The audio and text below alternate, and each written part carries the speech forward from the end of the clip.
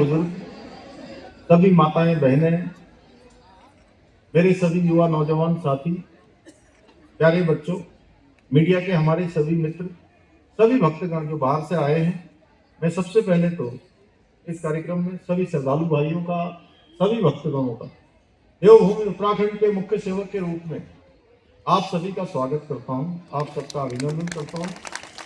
और ये मेरा परम सौभाग्य है कि मुझे क्या इस शानदार महोत्सव में जो श्रद्धा से बिल्कुल भरा हुआ है, उसमें आप सबके साथ आने का सौभाग्य मिल रहा है। और हेतु बने हमारे सुधीर जी, हमारे संजय जी, हमारे मीता सिंह जी, जिन्होंने मुझे विशेष आग्रह किया, मुन्ना सिंह जी। लेकिन मैं ऐसा मानता हूं, मैं समेत जो मंच पर भी बैठे हैं या आप लोग भी,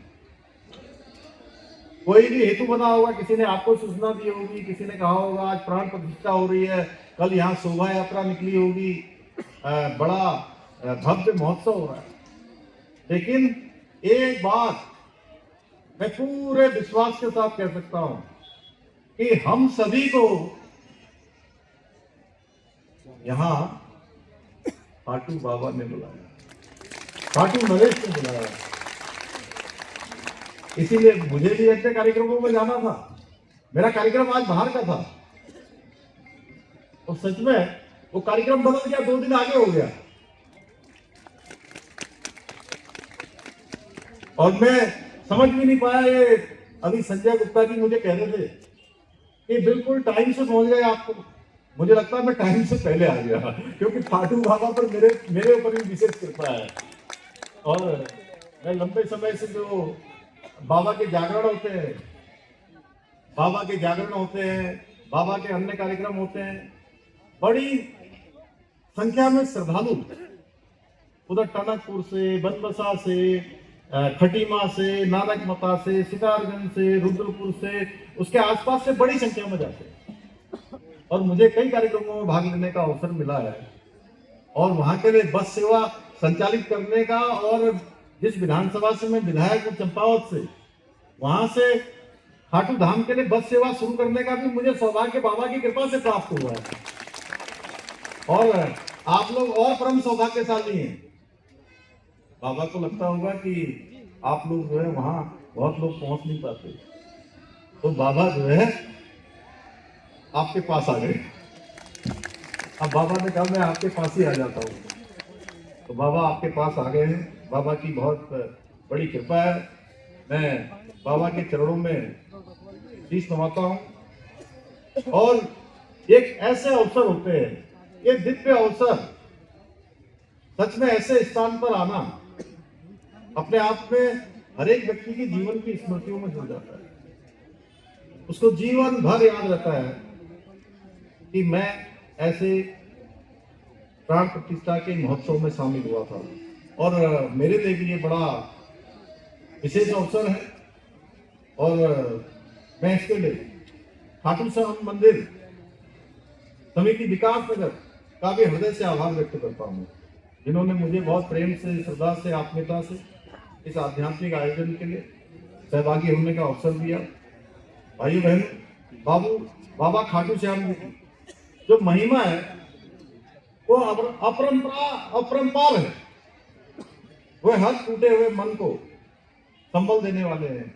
इसीलिए तो कहते हैं कि हारे के सहारे, यानी जो सब जगह हार जाते हैं, टूट जाते हैं, मन से कमजोर हो जाते हैं, उन सभी को बाबा अपनी कृपा से, सच्चे मन से अगर हम उनके प्रति समर्पित होकर, किसी के पास बुद्धि कितनी है, किसी के पास कौशल कितना है, ये महत्व नहीं रखता है।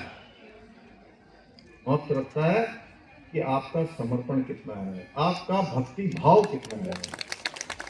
बाबा के यहाँ उसका विश्लेषण होता है। वहां एक एक क्षण का, एक एक पल का विश्लेषण होता है कि हमने कौन सा काम किया है, हम कौन सा काम जानते हुए गलत कर रहे हैं, कौन सा काम न चाहते हुए कर रहे हैं, और कौन सा काम अज्ञानता से कर रहे हैं। कि बाबा सबका विश्लेषण करते हैं। उनके पास एक एक पल का और एक एक क्षण का हिसाब होता है। इस धरा में पत्ता भी इधर से उधर हिलता है, एक कण भी इधर से उधर होता है। तो आप ये मानिए कि बाबा की कृपा के बिना नहीं है। ये दाता तो केवल विधाता है। ये हम सबके स्मरण में रहना चाहिए। ये अवसर हमको जीवन की राह दिखाने के अवसर भी होते हैं। और जिसने भी बाबा को सच्चे मन से पुकारा है, बाबा उसके पास आए। आप सबकी आवाज ऊपर जाती है, ऊपर से बाबा के पास जाती है, और बाबा के पास से जाकर बाबा ऐसा वातावरण बना देते हैं कि आपके मन की मनोकामना पूर्ण हो। जो आपका संकल्प होता है वो संकल्प सिद्ध होता है। बाबा अपनी कृपा से सबकी झोली भर देते हैं, और बाबा वो देते हैं। कई बार हम बाबा से बहुत कुछ मांगते हैं। मैं तो सोच रहा था यार बोलना नहीं होगा, लेकिन अभी आपने कहा बोलना है तो मैं कहा दो शब्द जरूर बोल देता हूं। कई बार हम सोचते हैं कि हमको ये मिलना चाहिए, हमको ये मिलना चाहिए, ये होना चाहिए। तो हो सकता है आपकी इच्छा है कि ये होना चाहिए, वो हो जाता है तो बहुत अच्छा होता है, क्योंकि हम जो मन में सोच रहे होते हैं वो पूरा हो जाता है। अगर आप सोचिए कि कई बार हमारे मांगने के बाद भी, प्रयास करने के बाद भी अगर नहीं हो रहा है, तो बाबा ने आपके लिए कुछ उससे भी अच्छा सोचा होगा। और जो हो रहा है वो बाबा की इच्छा से हो रहा है। और आज बाबा श्याम के भजन कीर्तन, प्राण प्रतिष्ठा महोत्सव और धार्मिक आयोजन, और यहाँ जितनी बड़ी संख्या में आप सब आए हैं, वो इस बात का प्रमाण है कि बाबा हर एक के हृदय में विराजमान है। हर किसी के आत्मा में बसे हुए हैं। आज के इस पावन अवसर पर पधारे हमारे जो भजन गायक हैं, उनके द्वारा जो भक्ति से ओत-प्रोत भजनों ने पूरे वातावरण को यहाँ पर भक्तिमय बना दिया।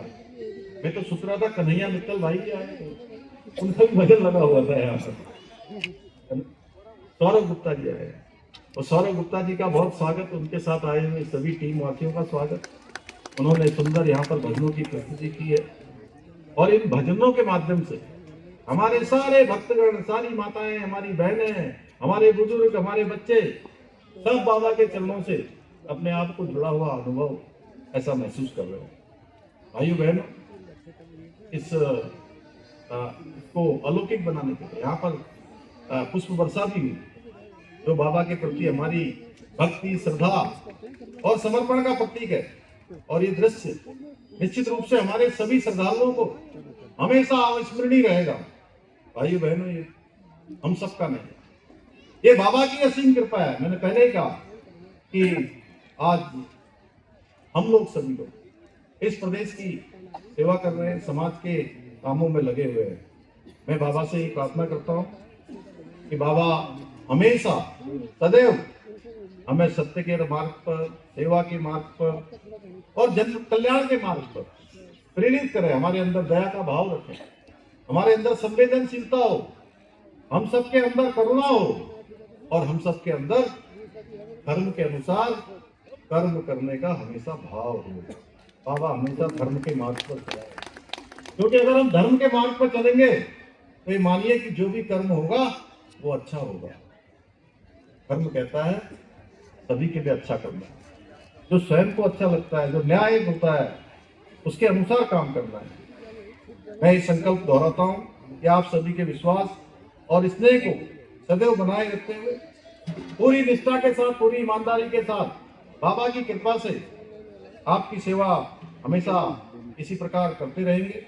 इन्हीं शब्दों के साथ अधिक न बोलते हुए पुनः इस आयोजन समिति को और ऐतिहासिक खाटू श्याम जी प्राण प्रतिष्ठा महोत्सव के सफल आयोजन के लिए हृदय से आप सबका धन्यवाद करता हूँ। बाबा से प्रार्थना करता हूँ कि हम सभी पर अपनी कृपा बनाए रखें, और हमारे प्रदेश के अंदर सुख, शांति, स्वास्थ्य और समृद्धि बने रहे।